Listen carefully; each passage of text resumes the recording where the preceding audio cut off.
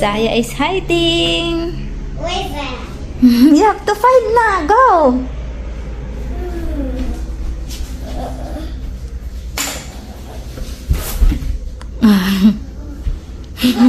But I ate.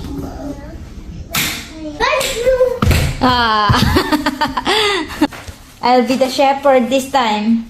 1, 2, 3, 4, 5. Ready or not, I'm gonna find you. Where are they?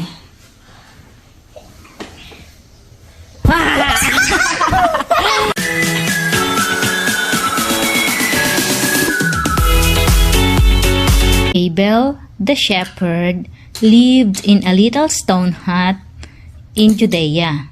He owned 100 sheep.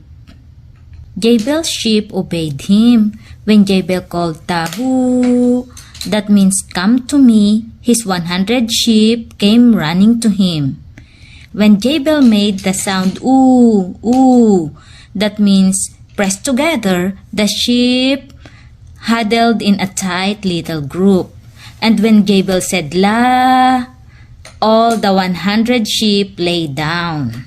Every morning, Jabel led his 100 sheep to a green grassy place where they could feed.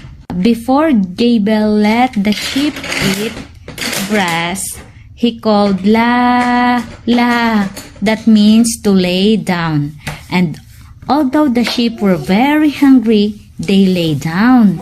They obeyed the shepherd. And Jabel carefully searched the green grassy place for poisonous weeds and poisonous snakes. The weeds he pulled up, and when he hit the ground with his staff, the snakes wiggled away. Now that the green grassy place was safe for sheep, Jabel called Tahu, which means come, eat. While the sheep were eating, Jabel stood by, keeping watch over his 100 sheep. In the afternoon, Jabel led his sheep away from the green grassy place. They must go to find water. The sheep need 1 drink a day. The way to the stream where they could drink water was stony and dark. And out of a cave came a hungry wolf, sneaking along behind the sheep. The wolf planned to scatter the sheep and then chase a lamb. But Jabel saw the coming wolf. In a flash, Jabel leaped to a rock calling ooh, ooh, ooh, which means press together. And though the sheep were scared and wanted to run, they obeyed the shepherd's call. They pressed together tighter, tighter, so tight the wolf could not scatter them. And then Jabel jumped down from the rock, and with his long staff, he whacked and he thwacked the robber wolf and drove him away from the sheep. After the battle with the wolf, Jabel led his sheep on down the path to the stream. Jabel made a quiet pool where the sheep could drink, but one sheep disobeyed. Behind Jabel's back, one sheep slipped away up over the mountain. When the sheep had finished drinking at the quiet pool, Jabel led them home, carrying by turn the tired lambs. At the sheepfold gate, he counted his sheep as they entered one at a time. 1, 2, 3, 4, 5, 6. On and on he counted to the last sheep.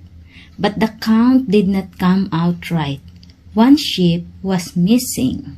Now Jabel was hungry and he was tired, but he couldn't eat and he couldn't sleep until he had found his wandering sheep. So Jabel took a torch and set out to find his one lost sheep. Jabel searched back along the stony path. He searched at the green grassy place. but no sheep came running to him.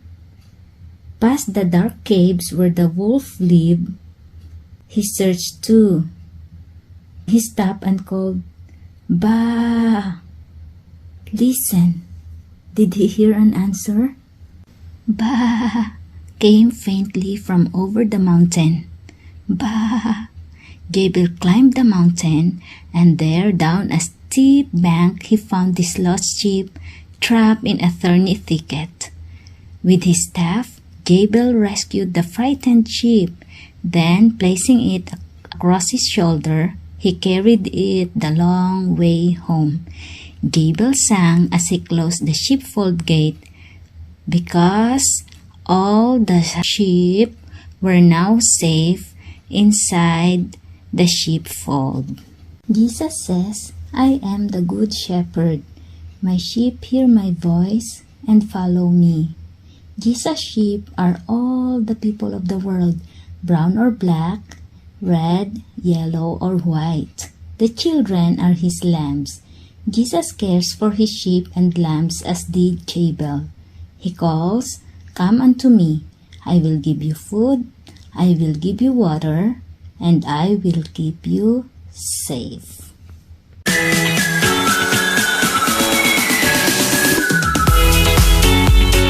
Keep painting. David is making an obey wood sign for the lesson you've learned from the lost and found sheep. A lesson on obedience. Why should we obey, David? Because tidak apa, Mom, tidak apa. Why should you obey, Zaya? Mom, apa tadi apa? Tidak apa, Yaya, apa? Obey. Good job. When we obey, there is a blessing. Because if we obey, that will make the family happier, especially the parents. O-B-E-Y. Obey, Zaya. God wants us to obey. Oh. Yeah. Yeah.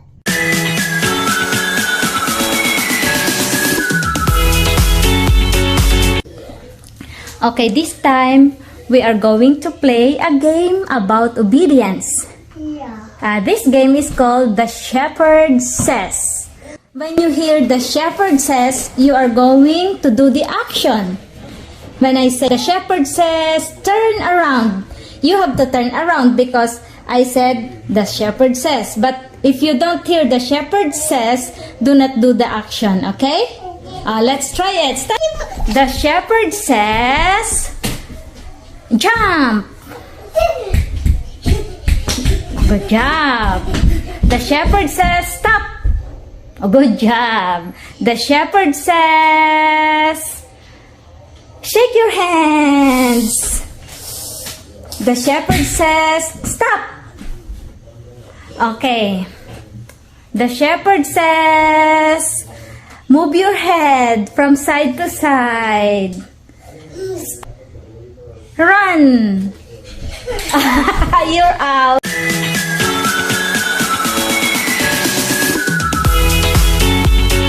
Ready for the sheep maze, David?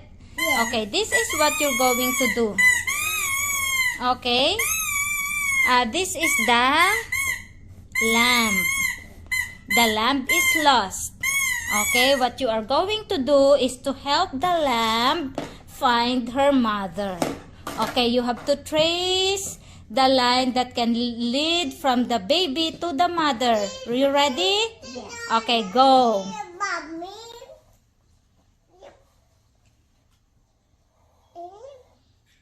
Oh. When Jesus was on earth, people lived mostly in tents. They cook over a fire. They have a campfire. They dress in robe just like what you're wearing now. Most people those times wore sandals. Okay, now let me see. How do you live in tent? You can cook your own food. Oh, Zaya, can you cook food for us? Good Good job, Zaya. They have a small table too, where they could put all their stuffs.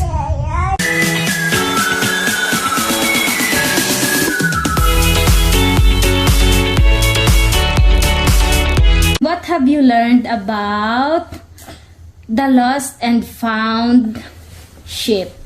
Why one of the sheep got lost? Because one sheep disobeyed the Dis- shepherd. Yeah, that's why it is very important for us to Obey. Yeah. What do we call someone who takes care of the sheep again? Shepherd. A shepherd. Who is the good shepherd? Jesus, I love you, Jesus. Why do we call Jesus as the good shepherd? Because he gives us food and he makes everybody our friend and he be good. Come unto me. That's what Jesus said. I will give you. Food, I will give you water. I will